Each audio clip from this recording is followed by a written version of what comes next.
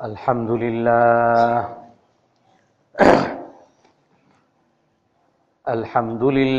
नहमदुहु व नस्तईनुहु व नस्तगफिरुहु व नु'मिनु बिही व नतवक्कलु अलैहि व नऊज़ु बिल्लाहि मिन शुरूरि अनफुसिना व मिन सय्यिआति अअमालिना मन यहदिहिल्लाहु फला मुदिल्ल लहु व मन युद्लिलहु फला हादिय लहु व नशहदु अल्ला इलाहा इल्लल्लाहु वहदहु ला शरीका लहु व नशहदु अन्ना सय्यिदना व मौलाना मुहम्मदन अब्दुहु व रसूलुहु अरसलहु बिल्हक्कि बशीरन व नज़ीरन बैन यदयिस्साअह मन युतिइल्लाह व रसूलहु फ़क़द रशद वहतदा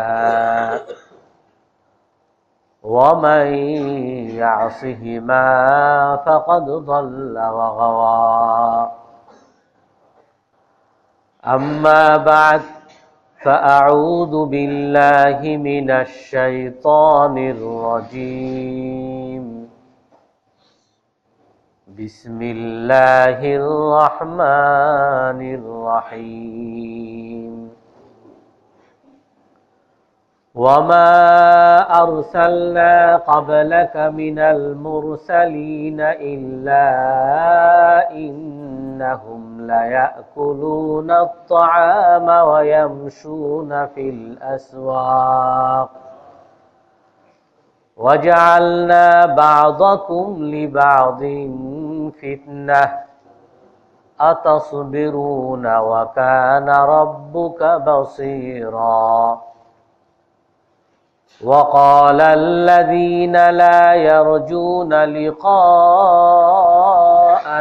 लौला उन्ज़िल अलैनल मलाइकतु औ नरा रब्बना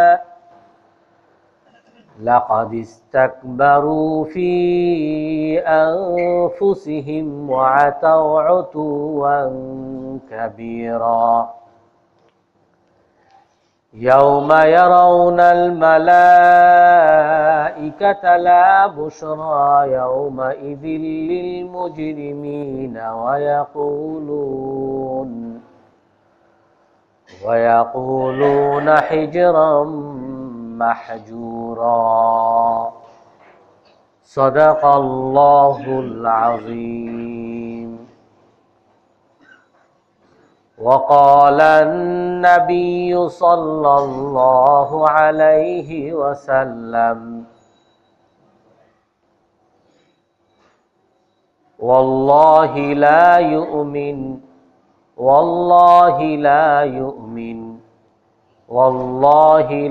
युमिन मन ला यअमनु जारुहु बवाइक़ह वयक़ूलु अन्नबिय्यु अलैहिस्सलातु वस्सलाम इन्ना लिल्लाहि खल्क़न खलक़हुम लिहवाइजिन नास यफ़ज़ऊन इलैहिम फ़ी हवाइजिहिम उलाइका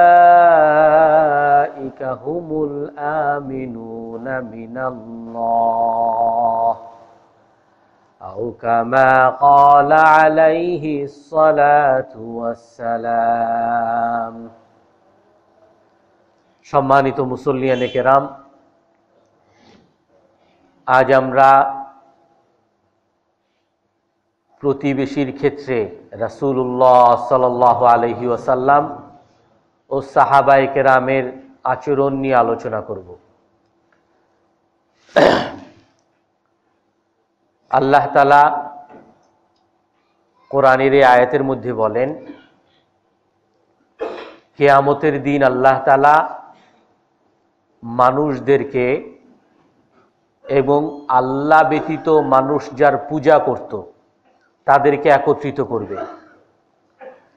তারপরে আল্লাহ তাআলা বলবেন, আনতুম আদলালতুম ইবাদি হাউলা, হে সম্পদ, হে পদ, হে মূর্তি, তোমরা কি আমার এই বান্দাগুলোকে পথহারা করেছিলে নাকি তারা নিজেরাই পথহারা হয়েছিল?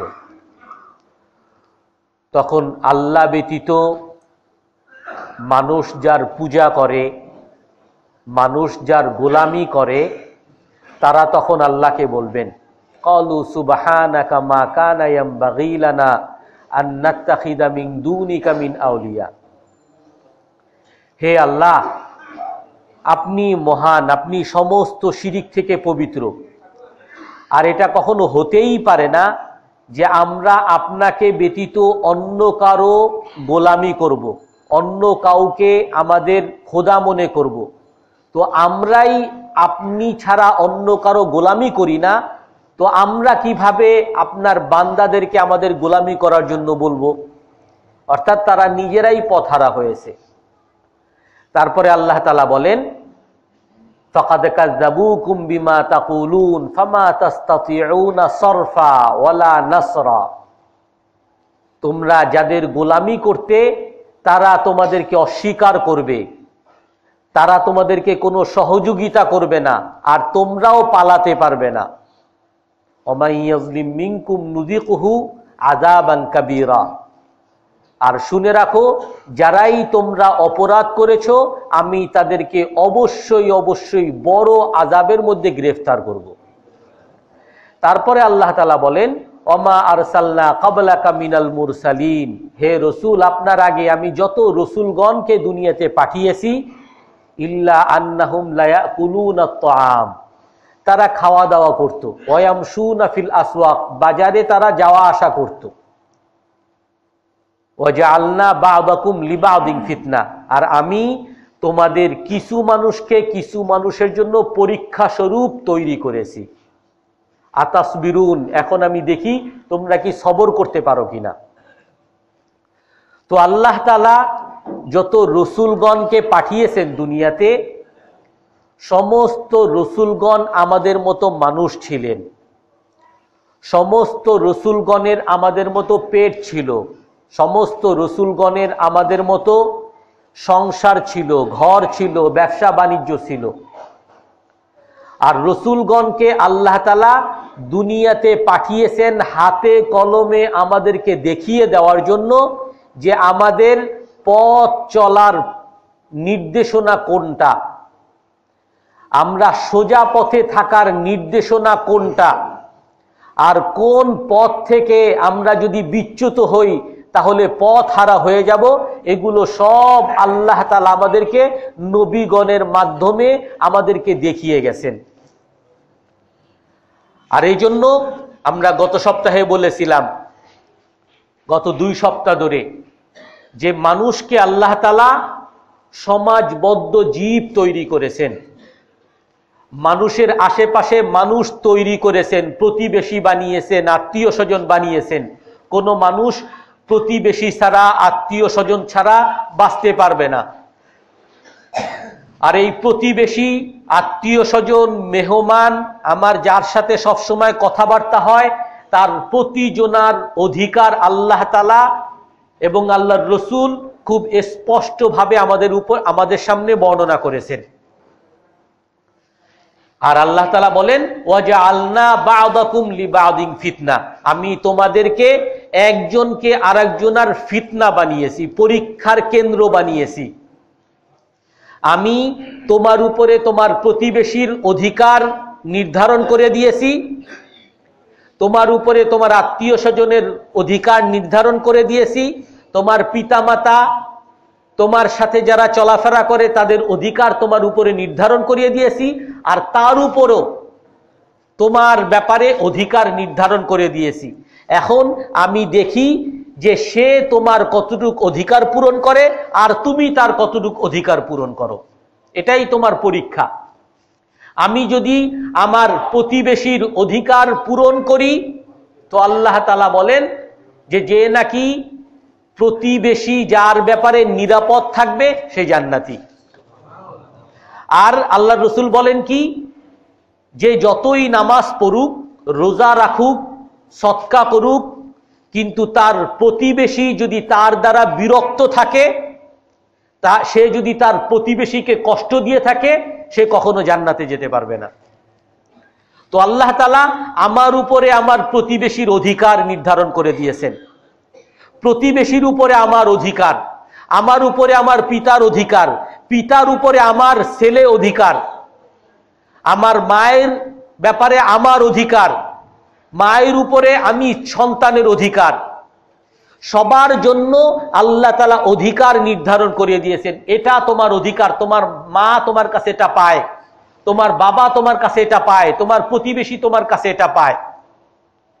আজকে দুনিয়াতে যদি কোনো বাবা তার সন্তানের প্রতি যত কর্তব্য আছে সমস্ত কর্তব্য যদি পালন করে, আর কোনো সন্তান তার পিতার প্রতি যত কর্তব্য আছে যদি সন্তান তার সকল কর্তব্য পালন করে, পিতা যদি তার সকল কর্তব্য পালন করে, সন্তান যদি তার সমস্ত কর্তব্য পালন করে, তাহলে কি সেখানে কখনো ঝামেলা, দ্বন্দ্ব, মন কালাকালি, কোনো দ্বন্দ্ব হওয়ার কোনো সুযোগ থাকতে পারে?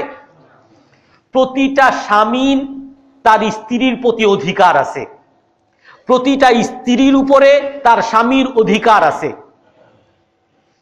স্ত্রীর স্বামীর কাছে অধিকার আল্লাহ তাআলা বলে দিয়েছেন বিদায় হজে, ইস্তাউসু বিন নিসাই খায়রা, তোমরা তোমাদের স্ত্রীদের প্রতি সব সময় নম্র ব্যবহার করবে, সব সময় নম্র ব্যবহার করবে। ফাইন্নাহুন্না আসিরুন ইনদাকুম, কারণ তোমার স্ত্রীগণ তোমার কাছে বন্দী। একজন জেলখানায় বন্দী যেরকম একেবারে নিঃস্ব থাকে, একেবারে অসহায় থাকে, তার প্রতি যেরকম দয়া করা, তাকে খাওয়ানো, তার খাবার দাবারের ব্যবস্থা করা, তাকে সান্ত্বনা দেওয়া, তাকে খুশি করা যেরকম প্রতিটা মানুষের কর্তব্য, এমনি ভাবে হে স্বামী, তোমার স্ত্রী তোমার কাছে বন্দী, তার মন রক্ষা করা, তার মনকে খুশি করা এবং তার প্রতি সহানুভূতি প্রকাশ করা, এটা হে স্বামী তোমার কর্তব্য। আর হে স্ত্রী, তোমার উপরে তোমার স্বামীর ব্যাপারে তোমার কর্তব্য হলো যে তুমি তোমার স্বামীর কথা মানবা এবং তোমার বাসায় ওয়ালা তুদখিল আহাদান ফি ফিরাশিকা ইয়াকরাহু যাওজাক, তোমার বাসায় এমন কাউকে তুমি ঢুকাবে না যাকে তোমার স্বামী অপছন্দ করে। অর্থাৎ তোমার স্বামীর সন্দেহের বাইরে তুমি থাকবে এবং সে যা বলে এটা তুমি শুনবে। এখন যদি কোনো স্বামী তার অধিকার সে যদি পূরণ করে আর কোনো স্ত্রী তার স্বামীর প্রতি যে কর্তব্য এটা যদি পালন করে, কোনো সংসারে কি কোনো ঝামেলা থাকতে পারে? আমার প্রতিবেশীর উপরে আমার অধিকার আছে, প্রতিবেশীর ব্যাপারেও আমার অধিকার আছে। আমার প্রতিবেশী যদি তার কর্তব্য সে পালন করে, আমি যদি আমার প্রতিবেশীর ব্যাপারে কর্তব্য পালন করি, তাহলে কি কোনো ঝামেলা, কোনো দ্বন্দ্ব, কোনো মারামারি, কোনো মন কালাকালি কিছু হওয়ার সম্ভাবনা আছে? এটাই আমাদের সামনে জ্বলন্ত প্রমাণ রেখে গেছেন হযরত জাফর ইবনে আবু তালেব রাদিয়াল্লাহু আনহু।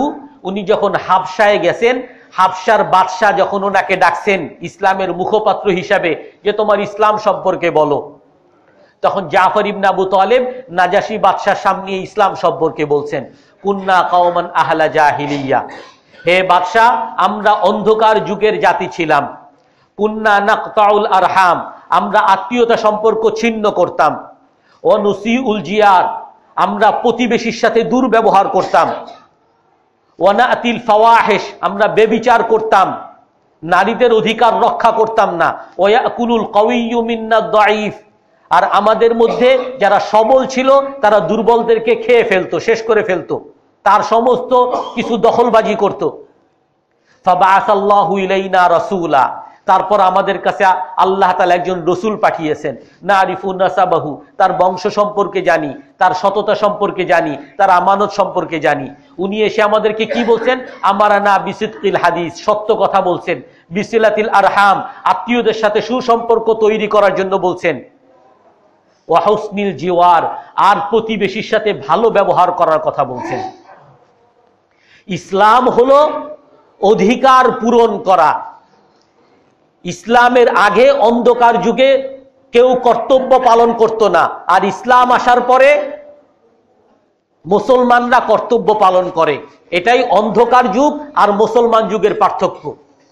রসুলকে যখন সর্বপ্রথম হযরত খাদিজা রাদিয়াল্লাহু তাআলা আনহা বলেন, রসুল বলতেছেন যে আমি হয়তো মরে যাব।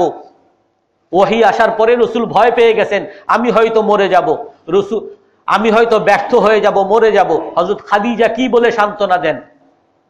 ওয়াল্লাহি লা ইউখজিকাল্লাহু আবাদা, আল্লাহ তাআলা আপনাকে কখনো ব্যর্থ করবেন না। কেন?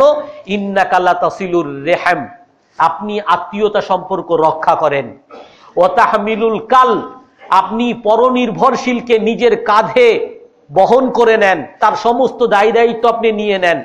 ওয়া তুকরিদ দাইফ, আপনি অতিথিদেরকে আপ্যায়ন করেন। ওয়া তুঈনু আলা নওয়াইবিদ দাহর, দুর্যোগ পরিস্থিতিতে আপনি সবার পাশে ঝাঁপিয়ে পড়েন।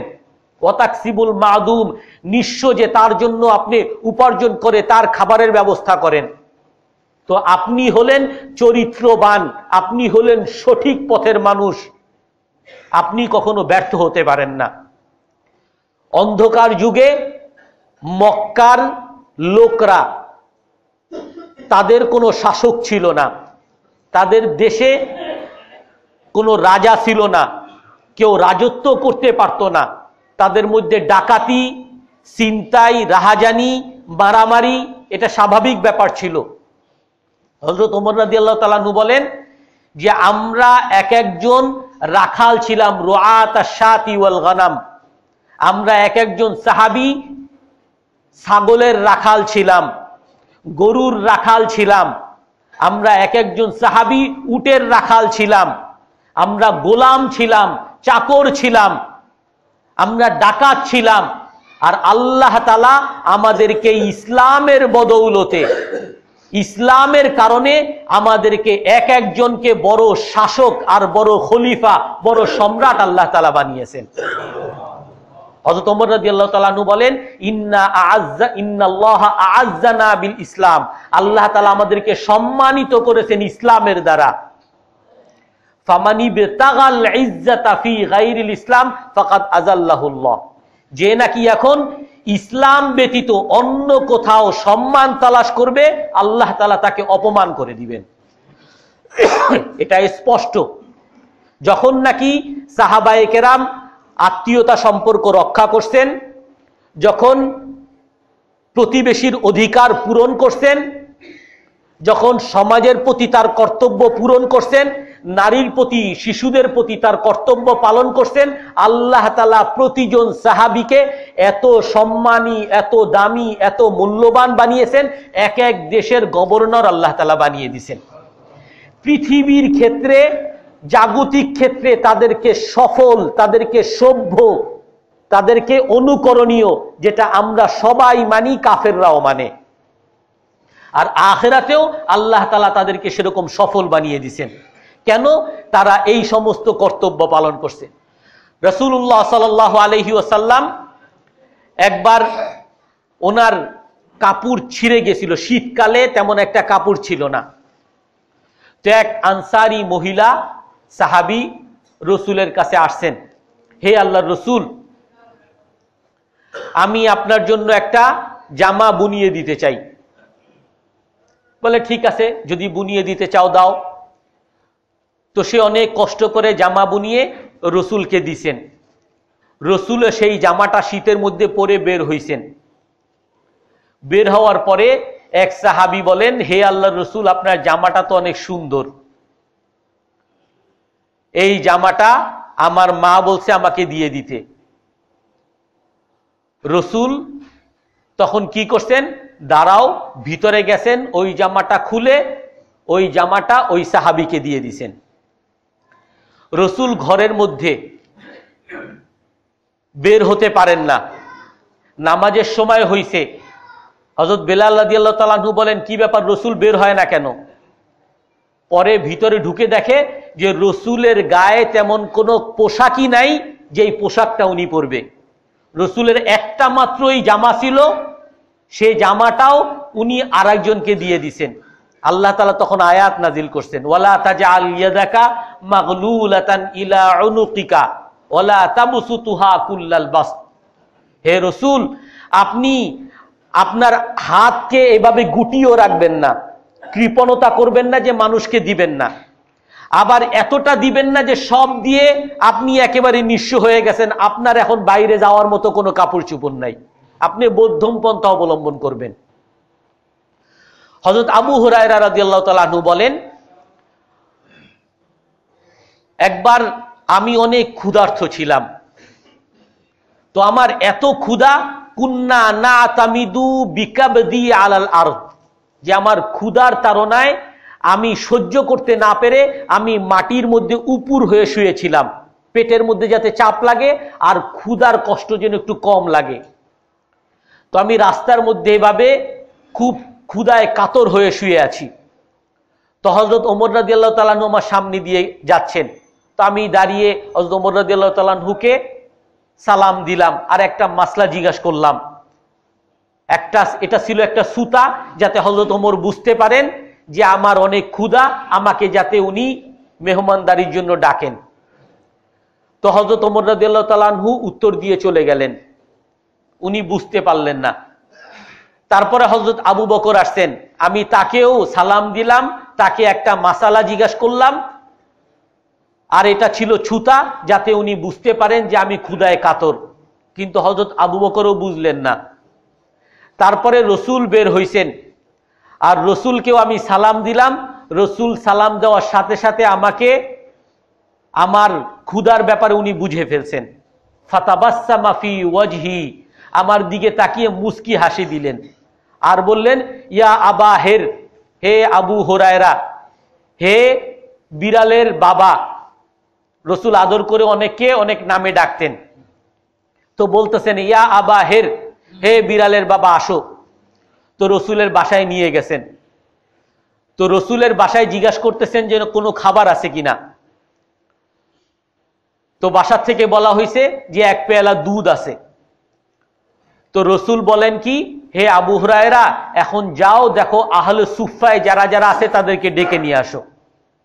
আবু হুরায়রা রাদিয়াল্লাহু তাআলা আনহু বলেন, এক বাটি দুধ, এই দুধ যদি আমাকে দেয় আমারই ক্ষুধা তো শেষ হবে না।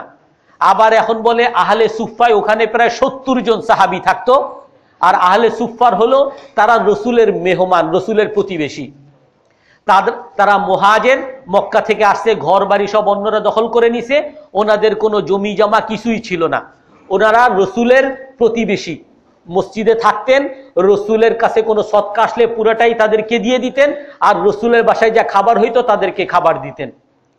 হযরত আবু হুরায়রাকে বলেন যে যাও, সুফায় যারা যারা আছে তাদেরকে ডেকে নিয়ে আসো। তো আবু হুরায়রা রাদিয়াল্লাহু তাআলা আনহু মনে মনে বলতেছেন যে এই এক বাটি পেয়ালায় আমারই কিছু হবে না, আবার এখন বলে তাদেরকে ডাকতে, আবার ডাকলে বলবে হে আবু হুরায়রা তুমি তাদেরকে খাওয়াও, এদেরকে খাওয়াইলে 70 জন খাওয়ার পরে আমার জন্য আর কি থাকবে। তো আমি হতাশ হয়ে গেলাম। ওমা আলানা বুদ্দুম মিন তাআতিল্লাহি ওয়া তাআতি রাসূলি, কিন্তু আল্লাহ এবং আল্লাহর রসুলকে মানা ছাড়া আমার আর কোনো উপায় নাই, মানতেই হবে। তো গেলাম, সবাইকে ডেকে নিয়ে আসলাম। রসুল আমাকে সেই দুধের পেয়ালা দিল যে খাওয়াও। তো আমি খাওয়াইতেছি, সে পেট ভরে খাইলো। তারপরে বললাম পেট ভরা হইছে, আবার আর একজনকে দিলাম, সেও পেট ভরে খাইলো। এভাবে 70 জন সাহাবী সবাই পেট ভরে খাইলো। এখন রসুল আমাকে বলেন, মা বাকিয়া ইল্লা আনা ও আনতা, হে আবু হুরায়রা, এখন আমি আর তুমি ছাড়া কেউ বাকি নাই। আমার দিকে তাকিয়ে মুস্কি মুস্কি হাসে। তারপরে আমি বলি, হে আল্লাহ রসুল আপনি খান। রসুল বলেন যে না, তুমি খাও। আমি যখন পিরাপিরি করলাম রসুল বললেন যে না তুমি খাও, পরে আমি খাওয়া শুরু করলাম, খাইলাম। ফাশারিবতু হাত্তা ইরতাওয়াইতু, আমি খাইলাম, বললাম হে আল্লাহর রসুল হইছে, বলে না আরো খাও। আবার পান করলাম, বলে যে আরো পান করো। আবার পান করলাম, আরো পান করো। সর্বশেষে আমি বাধ্য হইলাম, মা বাকিয়ালি মিন সাবিল, হে আল্লাহর রসুল আমার পেটে আর কোনো জায়গা নেই পান করার। তারপরে বাকি যতটুক ছিল তখন রসুল সেটা খেয়ে ফেললেন। রসুল সাল্লাল্লাহু আলাইহি ওয়াসাল্লাম, ইবনে হাজার আসকালানি রহমতুল্লাহ আলাইহি বলেন যে রসুলের সংসার কিভাবে চলতো। খাইবার যুদ্ধে ওখানে খাইবার এলাকায় কিছু জমি ছিল, এটা আল্লাহ তাআলাই রসুলের বন্টনে দিয়েছিলেন। আর সেই জমি থেকে যা উৎপাদন হইতো সেই উৎপাদনের ফসল থেকে রসুল তার বাসার জন্য, তার 9টা বাসা ছিল, 9টা বাসার জন্য 1 বছরের খাবার সংরক্ষণ করে রাখতেন। আর বাকি যেটা থাকতো এটা আল্লাহর রাস্তায় সদকা করে দিতেন। কিন্তু তারপরেও যে খাবার 1 বছরের জন্য রাখছেন সেই খাবারও রসুলের বাসায় বিভিন্ন সময় মেহমান আসতো, রসুল মেহমানদেরকে খাওয়াইতেন। খাওয়ানোর কারণে রসুলের পরিবার অধিকাংশ সময় উপবাস থাকতেন, তারা নিজেরা খেতেন না, অন্যদেরকে খাওয়াইতেন। এমনকি সাহাবায়ে কেরামও একই রকম। মক্কা থেকে যখন মদিনায় হিজরত করে আসে, মক্কার মুহাজিররা তাদের অনেক ধন সম্পদ ছিল, এক একজন অনেক ধনী ছিল, কিন্তু সব তারা মক্কায় রেখে আসে। মক্কার কুরাইশরা কাফেররা সব দখল করে নেয়। তো তারা নিঃস্ব হয়ে মদিনায় আসে। মদিনায় আসার পরে তাদের ঘর বাড়ি নাই, তাদের টাকা পয়সা নাই, কিছুই নাই। তো রসুল আনসারীদের সাথে পরামর্শ করে আনসারীদের আবেদনের পরিপ্রেক্ষিতে মুহাজির সাহাবীদেরকে এক একজনকে আনসারীদেরকে ভাই বানিয়ে দিয়েছেন, দায়িত্বে দিয়ে দিয়েছেন, মেহমান বানিয়ে দিয়েছেন। আর ওই মুহাজির সাহাবীরা আনসারীদের বাড়িতে থাকতেন।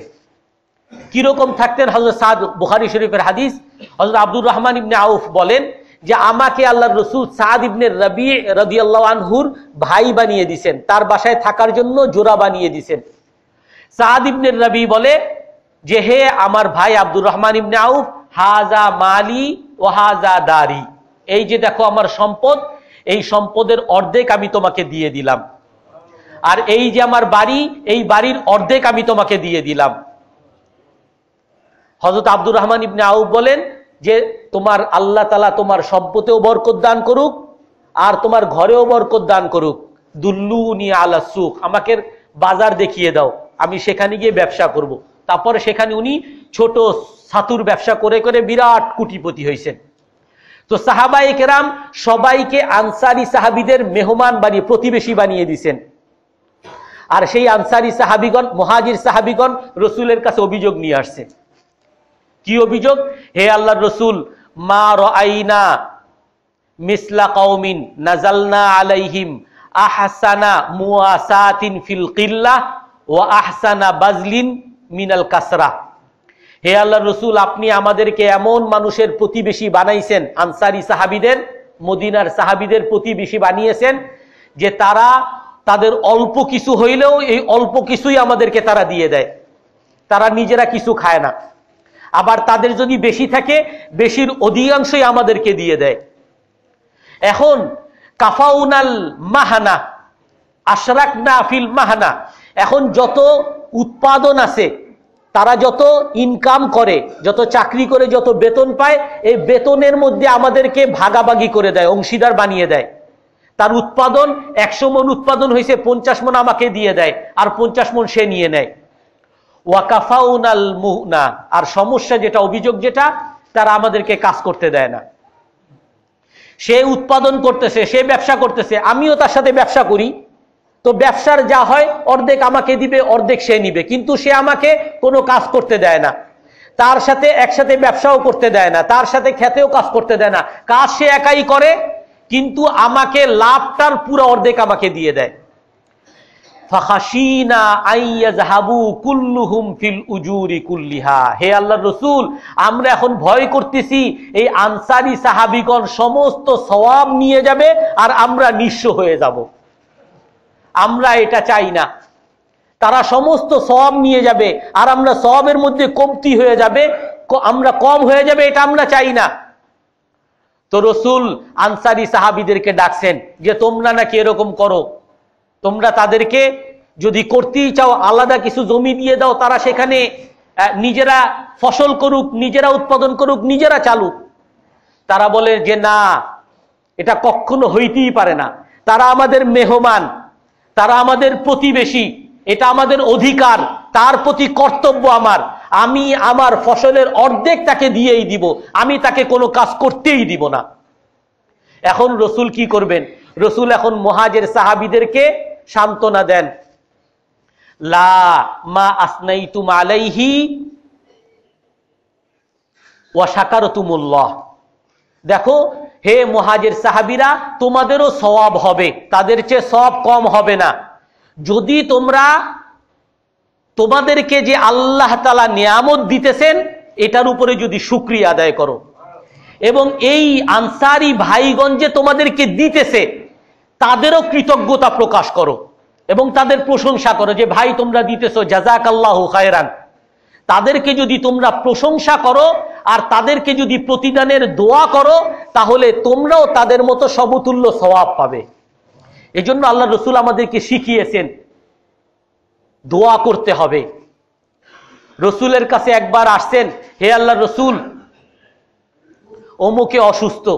রসুল তাকে দেখতে গেছেন আর তার কাছে গিয়ে দোয়া করতেছেন, লা বাসা আলাইকা তাহুরুন শাফাকাল্লাহু ওয়া আফাক, দোয়া পড়তেছেন। এক লোক আসছে, হে আল্লাহ রসুল, আমি হজে যাব। তো রসুল তার জন্য দোয়া করেন, যাওয়াদাকাল্লাহুত তাকওয়া, আল্লাহ তাআলা তোমার হজকে সহজ করুক, আল্লাহ তাআলা তোমার তাকওয়া তোমাকে দান করুক। আবার হজ থেকে ফিরে আসছে, আল্লাহ তাআলা দোয়া করেন, কবিলাল্লাহু হাজ্জাতাক, আল্লাহ তাআলা তোমার হজকে কবুল করুক। আরেক ব্যক্তি আসছে, হে আল্লাহ রসুল, আমি বিয়ে করছি। রসুল তার জন্য দোয়া করেন, বারাকাল্লাহু লাকা ফি আহলিকা ওয়া জামা বাইনাকুমা ফিল খাইর, হে আল্লাহ রসুল, আমার সন্তান হইছে, বারাকাল্লাহু লাকা বিল মাউলুদ। একজনের একটা খুশির খবর আসছে, একজনে একটা আমার উপকার করছে, রসুল বলেন জাযাকাল্লাহু খায়রান, যে নাকি জাযাকাল্লাহ বলছে সে যেন তার প্রতিদান দিছে। আর যে নাকি কোনো উপকার পাওয়ার পরে তাকে কোনো ধন্যবাদ জানাই দেয়, জাযাকাল্লাহ বলে নাই, সে যেন তার অকৃতজ্ঞতা প্রকাশ করলো। এই জন্য রসুল সাহাবাদেরকে শিখিয়েছেন, হে প্রতিবেশী, তোমার আনসারি তোমার দায়িত্ব এটা তুমি করো, আর হে মুহাজির তোমার দায়িত্ব এটা তুমি করো। তারা শুধু এতটুকু করেন নাই। হযরত ওমর রাদিয়াল্লাহু তাআলা আনহু দেখতেন, তারা উনি যাদেরকে গভর্নর বানাবেন ওনার ব্যাপারে সবসময় পরীক্ষা নিতেন। তো একবার উনি ওনার যারা গোলাম ছিল, একজন গোলামকে পাঠিয়েছেন, একজন সাহাবীকে পাঠিয়েছেন ওনার গভর্নর আবু উবাইদা ইবনে জাররাহ, তার কাছে 600 দিনারের একটা থলি নিয়ে পাঠাইছেন, যাও এটা নিয়ে যাও আর দেখবা সে কি করে। তো এটা নিয়ে গেছে আর ওই গোলাম পাশে অপেক্ষা করতেছে।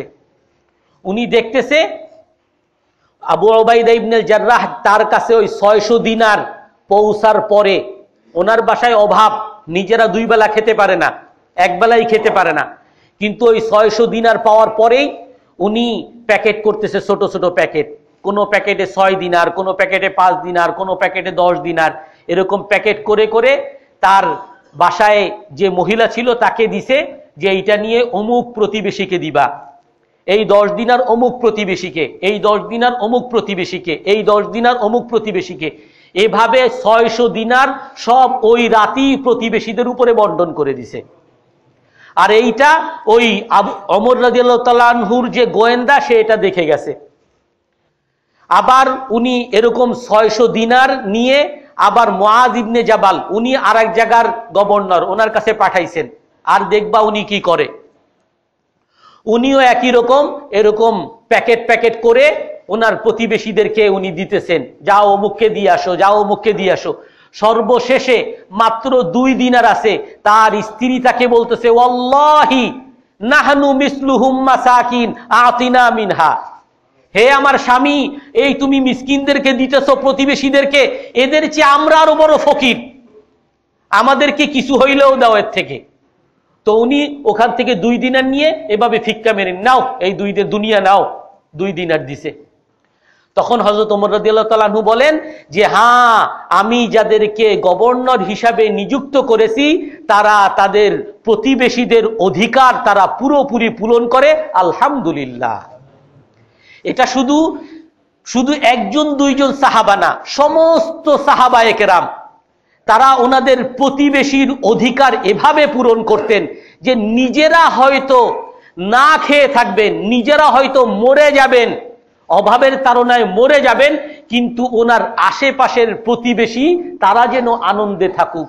ইয়ারমুকের যুদ্ধে ইকরামা ইবনে আবু জাহালের ছেলে ইকরামা উনি বলেন যে ইয়ারমুকের যুদ্ধে রসুলের পক্ষ থেকে ঘোষণা আসছে মাইয়ুবায়ে আলাল মাউত, মৃত্যুর উপরে কে কে বায়াত করবে, কে কে অঙ্গীকার করবে শহীদ হওয়ার জন্য। তো আমার চাচা হারিস ইবনে হিশাম, জুরারা, তারা সহ অনেক সাহাবী, এরকম 400 সাহাবী তারা মৃত্যুর জন্য, শহীদ হওয়ার জন্য বায়াত করছে। আমিও তাদের মধ্যে অংশগ্রহণ করছি। তারপরে ইয়ারমুকের যুদ্ধে খালিদ ইবনে ওয়ালিদ রাদিয়াল্লাহু তাআলা আনহু উনি ছিলেন ওই যুদ্ধের সেনাপতি। তার তাঁবুর সামনে প্রচন্ড যুদ্ধ, আর সেই যুদ্ধে ওই হারিস ইবনে হিশাম শাহাদত বরণ করছে। অনেক সাহাবী সেখানে আহত হয়ে পড়ে আছে। তখন এক সাহাবী তার মধ্যে পানি পানি বলে চিৎকার করছে। তখন উনি বলেন যে আমি তার কাছে পানি নিয়ে গেছি। পানি নেওয়ার পরে পাশ থেকে আরেকজন ইশারা করছে আমার পানি দরকার।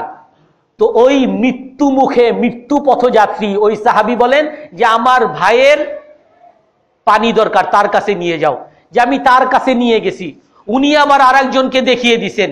এভাবে কয়েকজনের কাছে আমি ঘুরছি, আর সর্বশেষে যখন আমি আবার আমার ওই হারিস ইবনে হিশামের কাছে ফিরে আসছি, উনি দুনিয়া থেকে চলে গেছেন। পরের জন উনিও দুনিয়া থেকে চলে গেছেন।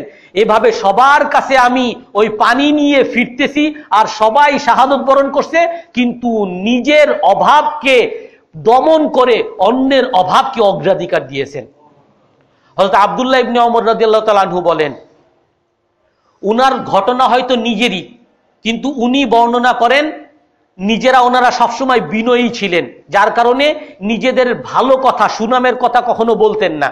আব্দুল্লাহ ইবনে ওমর রাদিয়াল্লাহু তাআলা আনহু বলেন, আমাদের এক প্রতিবেশী ছিল, মুসলমান প্রতিবেশী। উনি একবার ওনার ছাগলের এক মাথা তার প্রতিবেশীকে দিছে। তো ওই প্রতিবেশী বলে যে আমার প্রতিবেশী তার আরো বেশি অভাব, ওই বাসায় পাঠিয়ে দিছে। ওই প্রতিবেশী তার প্রতিবেশীর বাসায় পাঠিয়ে দিছে, সে আবার তার বাসায়। এভাবে 7 ঘর ঘুরে যেই ঘর থেকে ওই ছাগলের মাথা আর এক বাসায় হাদিয়া স্বরূপ পাঠানো হয়েছিল, ওই ঘরই আবার ফিরে আসছে। শুধুমাত্র যে তারা মানুষের প্রতি কর্তব্য পালন করছে তাই না।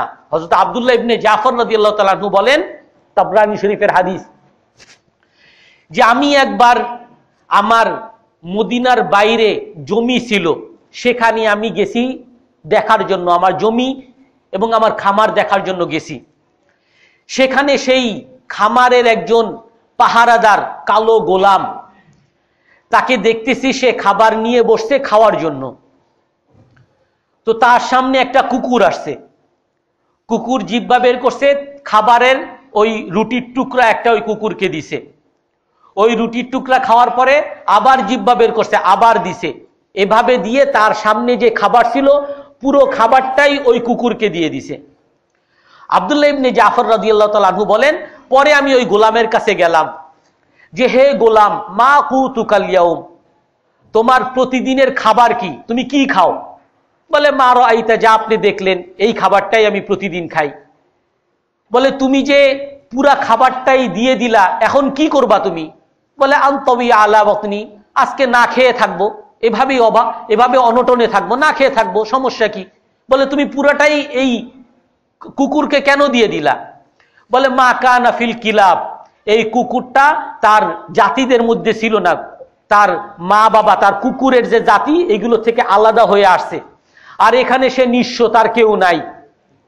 তার খাওয়ার মতো সে যে খাবার জোগাড় করে খাবে এরকম কেউ নাই।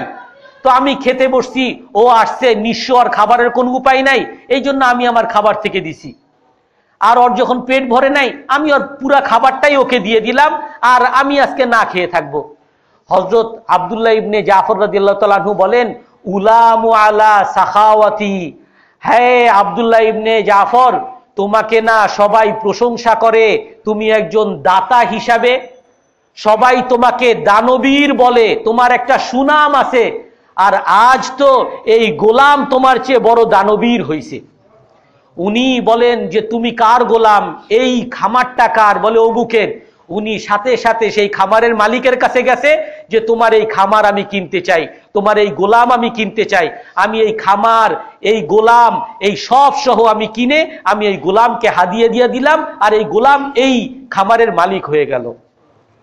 সাহাবায়ে কেরাম এরকম কর্তব্য পরায়ণ ছিলেন। তারা শুধু মানুষের প্রতি কর্তব্য যে পালন করছেন তাই না, একটা কুকুরের প্রতি তারা কর্তব্য পালন করছে।